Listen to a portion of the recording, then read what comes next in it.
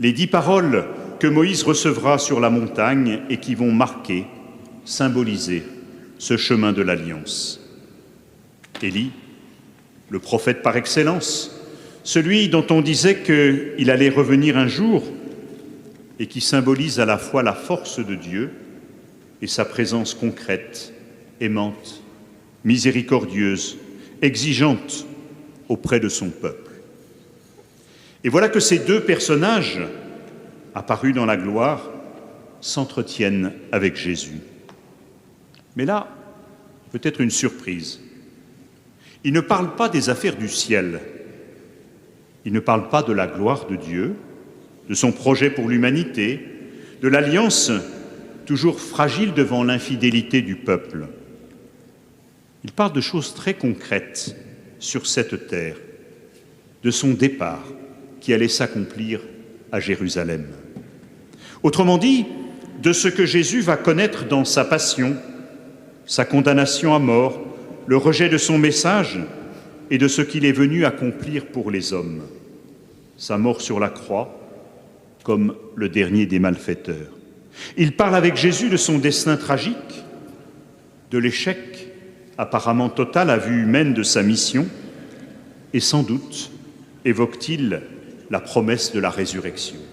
Le fait que Dieu n'abandonne pas son Fils et qu'il manifestera sa gloire. Cette gloire dont sont témoins dans cette vision les 3 apôtres. Ils voient la gloire de Jésus, c'est-à-dire ce qui manifeste non seulement sa proximité avec Dieu son Père, mais sa nature divine elle-même. Alors Pierre, Jacques et Jean sont bouleversés, on le comprend, et ils sont partagés de sentiments contraires. Dans la joie et la dilatation du cœur de ce moment unique, il est bon que nous soyons ici, faisons 3 tentes, une pour toi, une pour Moïse, une pour Élie, comme si ce moment devait durer et remplir leur existence. Mais saint Luc nous dit qu'ils ne savent pas ce qu'ils disent, comme dépassés par l'événement. Et c'est la crainte qui les envahit.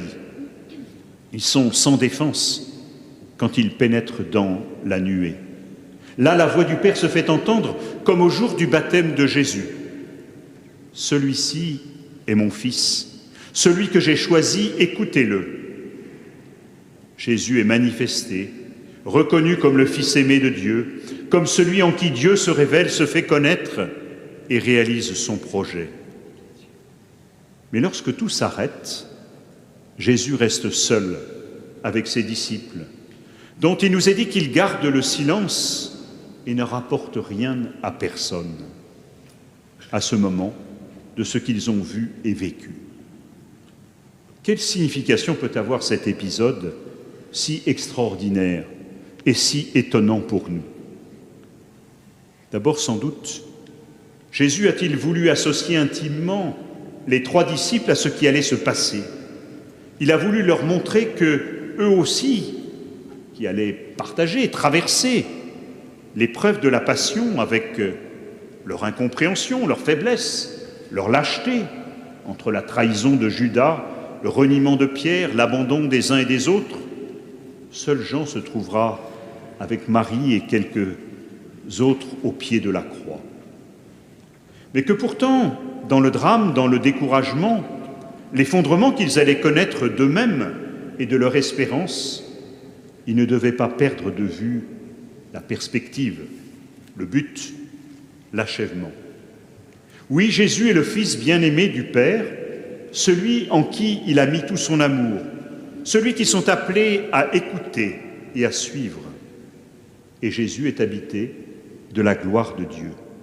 La transfiguration de Jésus sur la montagne est comme l'annonce, comme l'anticipation de sa résurrection, de sa victoire sur le mal, sur la mort, sur la souffrance, le péché, sur tout ce qui abîme l'homme. La vision de Jésus transfiguré sur la montagne est le signe de cette victoire à venir, de l'amour sur la haine, de la vie sur la mort, de la beauté de Dieu sur la laideur du péché. Bien sûr, les 3 disciples n'ont pas compris sur le moment, et c'est pour ça qu'ils se sont tus. Ils ont été les témoins d'un moment inouï qui à la fois les a comblés et les a terrifiés. Mais ce qui leur a été donné ce jour-là, ils le comprendront plus tard, après la résurrection de Jésus, quand il leur sera apparu, quand ils alors sauront, comprendront ce que Jésus leur avait annoncé. Voilà pour les disciples. Mais pour nous, hommes et femmes du XXIe siècle, qu'est-ce que cela nous dit? Qu'est-ce que nous pouvons accueillir de Jésus transfiguré sur la montagne, rayonnant de la gloire du Père? Bien sûr, il y a là de quoi nourrir, raffermir notre foi en Jésus ressuscité, vivant, partageant la gloire de Dieu. Jésus qui accompagne son peuple et montre le chemin. Et ça n'est pas pour rien que la liturgie nous propose chaque année de méditer cet épisode pendant le 2e dimanche de Carême. Comme si, en cette période où nous sommes invités à faire davantage la vérité sur nous-mêmes, à revisiter et recentrer nos relations, tant avec le Seigneur qu'avec les autres, nous avons à regarder devant nous, à ne pas nous enfermer dans nos propres limites, faiblesses, péchés.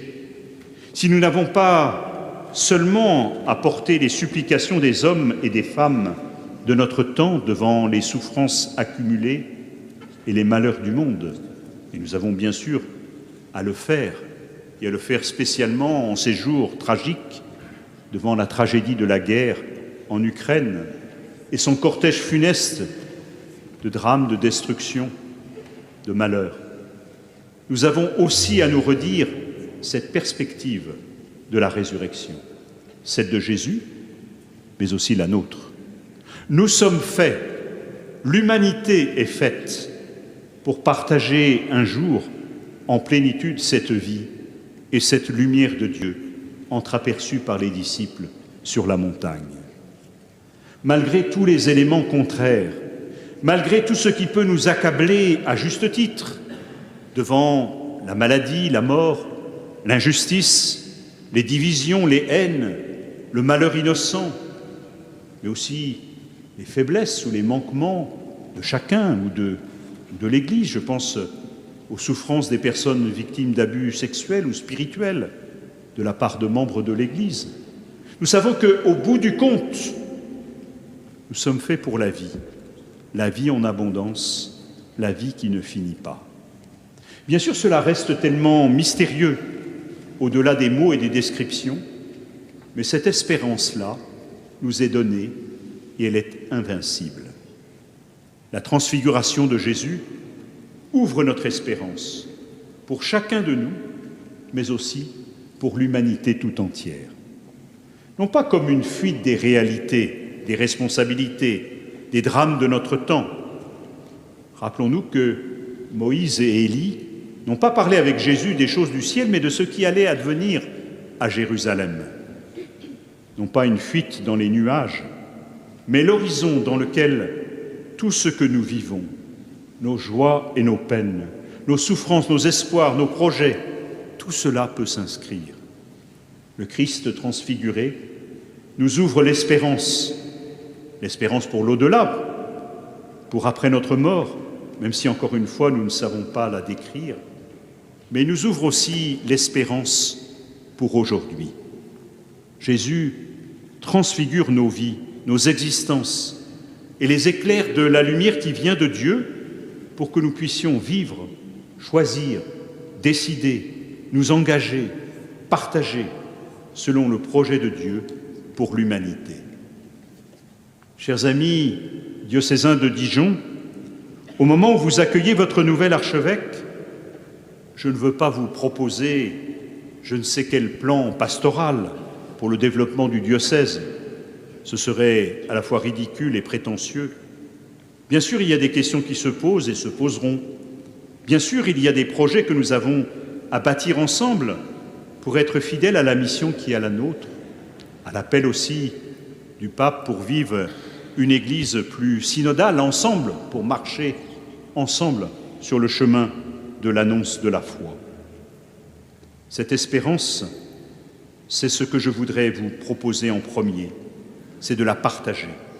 Partager cette espérance qui est la mienne, espérance pour chacun de vous, prêtres, religieux, religieuses, diacres, laïcs en mission ecclésiale, bénévoles dans les paroisses, mouvements, services, baptisés qui cherchaient simplement à suivre le Christ, et puis aussi tous ceux que nous côtoyons jour après jour, tous ceux que nous rencontrons, tous ceux qui sont chercheurs de Dieu, ou peut-être pas. Bref, à tous, je voudrais redire cette espérance qui nous vient du Christ, mort et ressuscité, transfiguré sur la montagne. Encore une fois, cette espérance n'est pas une fuite dans les nuages, mais elle nous engage à l'action, à la responsabilité, à la solidarité, à l'attention aux plus petits, aux plus faibles, aux plus pauvres, à réparer, s'il est possible, ce qui est blessé, à vivre pleinement notre humanité sous le regard de Dieu. Le Christ transfiguré nous donne cette espérance.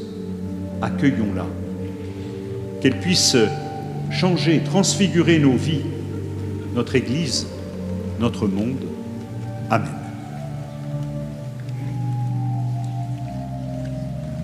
Voilà, nous allons écouter maintenant.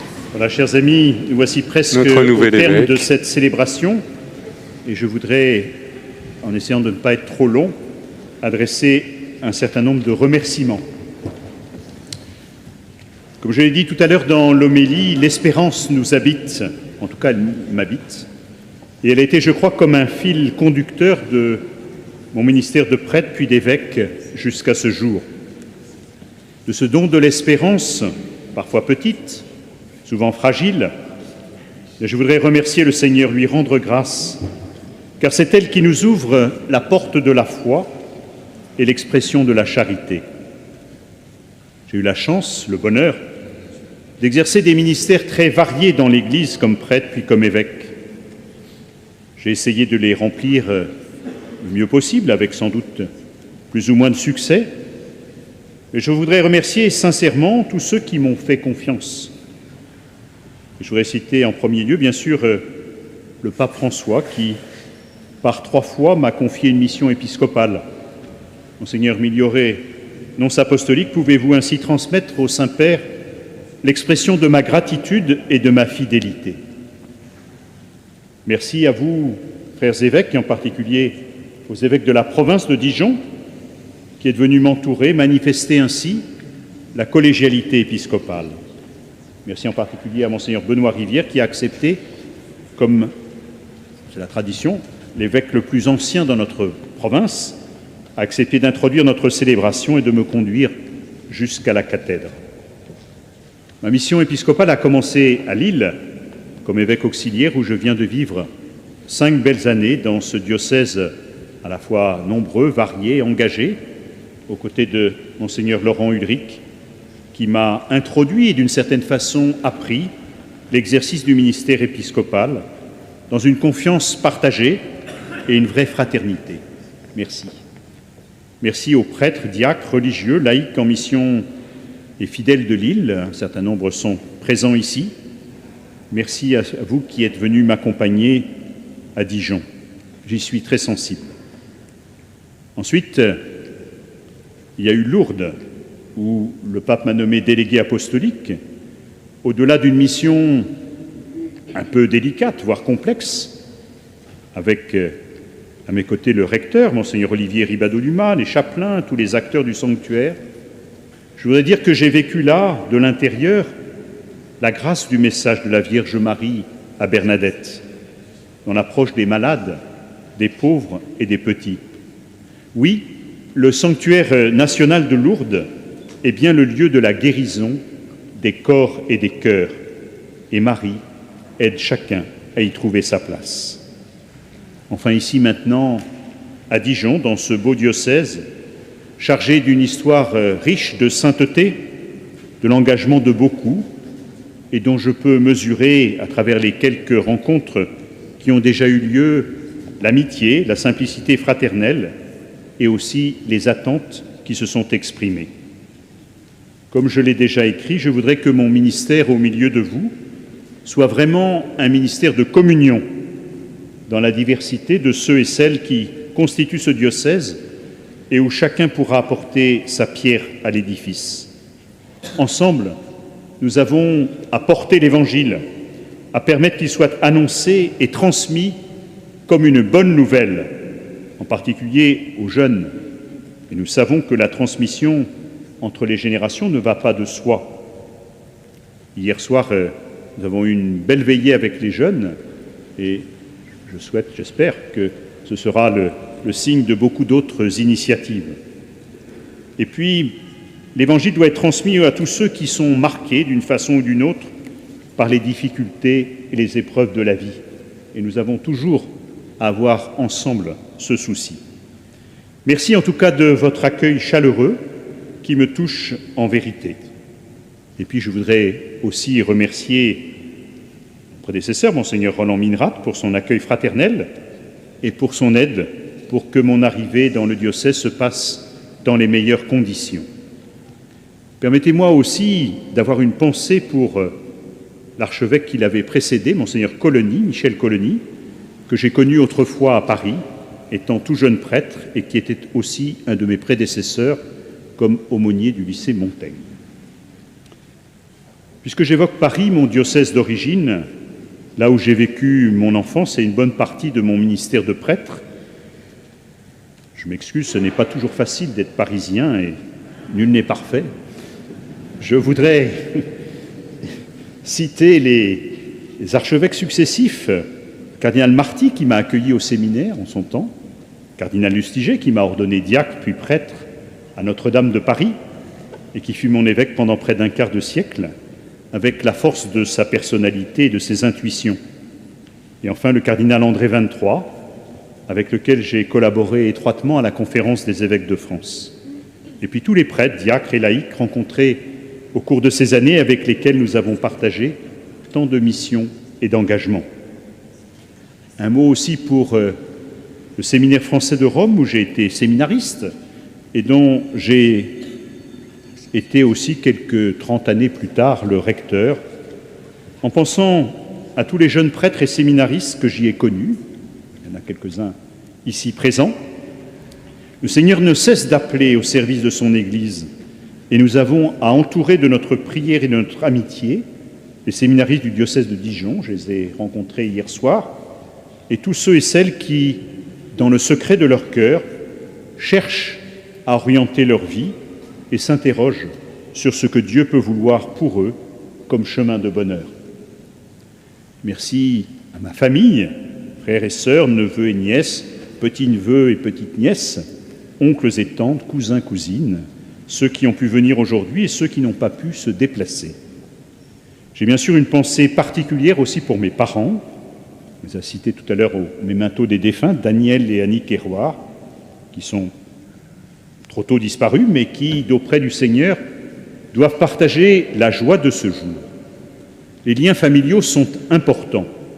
Ils tracent notre histoire, ils nous construisent, et j'essaierai dans la mesure du possible de continuer à être fidèle aux événements marquants les uns et les autres. Merci à mes amis. Beaucoup sont venus, parfois de loin, parfois même de très loin. D'autres se sont manifestés, et beaucoup ces temps-ci. Il y a là un lien qui est très précieux pour moi, et peut-être aussi pour eux, tant nous construisons notre vie de ce que nous recevons les uns des autres. Merci aux représentants des autres églises chrétiennes avec lesquelles nous partageons la foi en Jésus mort et ressuscité, représentants de la communauté juive, nos aînés dans la foi, des communautés musulmanes à qui je veux manifester mon estime. Merci à ceux qui ont été là de partager ainsi ce moment important pour les catholiques de Côte d'Or. Nous aurons bien sûr le temps d'apprendre à mieux nous connaître et travailler ensemble pour l'harmonie entre les croyants et dans l'équilibre de la vie sociale. Merci aux représentants des pouvoirs publics, aux élus municipaux, départementaux, régionaux, aux représentants des autorités militaires, aux autorités judiciaires, pour votre présence malgré les contraintes et limites que représente la période électorale que connaît notre pays. votre présence et les encouragements que vous m'avez adressés, ou certains qui n'ont pas pu venir m'ont écrit ces temps derniers, m'honorent. J'ai toujours été attentif aux bonnes relations avec les responsables politiques et administratifs, en particulier lorsque j'ai travaillé à la Conférence des évêques. Je souhaite bien sûr que cela puisse se poursuivre ici à Dijon.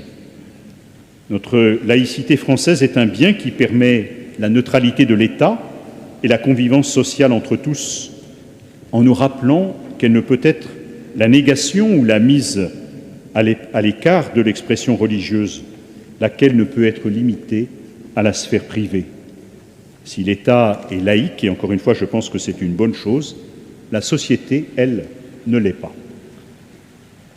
Je voudrais maintenant remercier sincèrement tous ceux et celles qui ont pris part, d'une manière ou d'une autre, à la préparation de cette célébration, par la liturgie, les chants, la maîtrise, le chœur diocésain, et puis dans la gestion de 1001 détails matériels de cette journée, pour les multiples services que cela a entraîné, et ce sont souvent ceux qui le font de façon plus humble et cachée, qui réalisent le plus. Que chacun en soit remercié, non pas seulement en mon nom personnel, mais surtout au nom de l'Église qui est à Dijon.